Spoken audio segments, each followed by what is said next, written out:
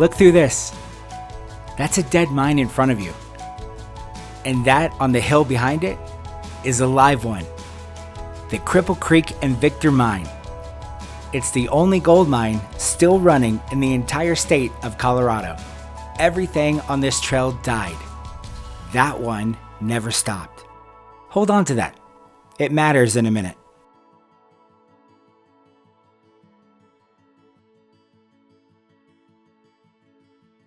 Time for the second trail of the day, Little Grouse Mountain. This one's just a couple minutes up the road. Now, the town of Victor puts colorful birdhouses all over their streets to point you to this trailhead, because there's somebody up there they really want you to meet.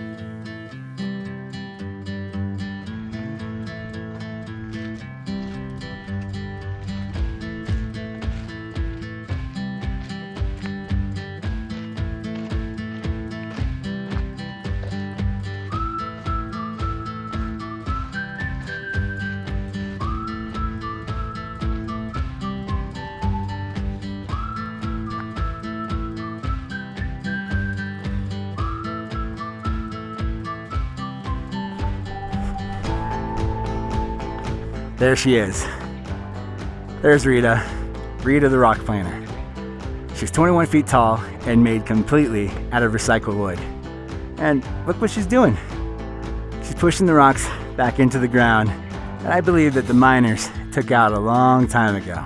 She was built in 2023 by a Danish artist named Thomas Dambo. This is his 119th troll. It took about 100 volunteers and about 12 days to actually build her up here at 10,000 feet. Dambo said himself that he believes that trolls pretty much nap for about 100 years. And when Rita woke up from her nap, she looked at her mountain and saw all of these holes everywhere that humans had dug up looking for shiny rocks. And she didn't want anybody to pretty much fall in these holes. So she started planting the rocks back. Pretty nice of her. Dumbo never comes out here and says she's repairing what the miners did. He doesn't really have to, because look what's directly behind her. Patching 100-year-old holes while a brand new one gets dug up right over her shoulder. That artist just put her here and let you decide for yourself. He said, trolls believe it's rude to take a stone away from its family of stones. So Rita plants them back with their families. Okay, story time.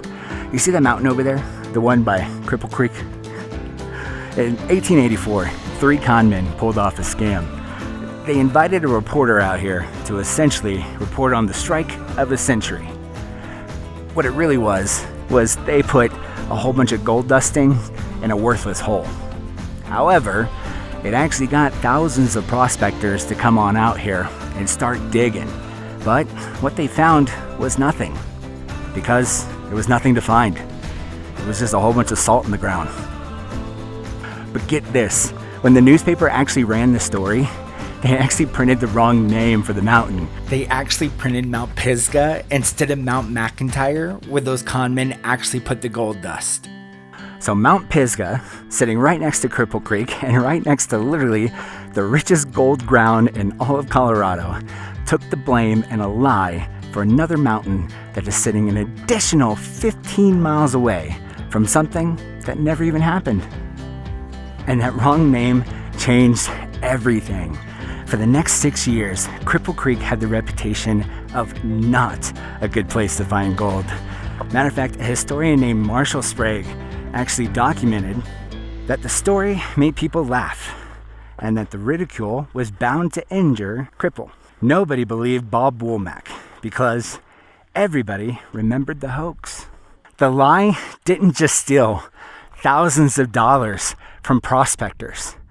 It actually stole 6 years from the truth. So I've been walking through both these stories all day. A place where everybody stopped believing and the gold was real, and a place where everybody believed and the gold was never there. And I keep thinking about which one I was, because I've done this before. I've lost the weight once and I've gained every pound back. And after that, I didn't just doubt myself. I had proof. A closet full of clothes that didn't fit anymore. Photos I stopped looking at. a whole failed dig that said this ground is empty. Don't bother coming back. But look at what actually happened out here in 1884. 3,000 men dug in the wrong spot. Not because they were lazy, not because they were weak, but because somebody they trusted pointed at the wrong mountain, and when they came up empty, they didn't blame the lie, they blamed the ground. They walked away from 21 million ounces of gold, saying, "There's nothing here."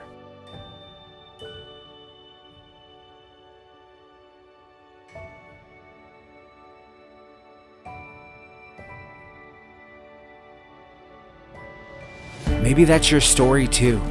Maybe your first dig was a 30-day fix somebody sold you. A shake, a pill, a plan written by someone who never carried what you carried.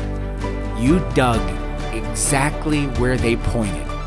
You gave it everything. And when it came up empty, you decided you were the empty one. You weren't. You were 15 miles away from the right mountain.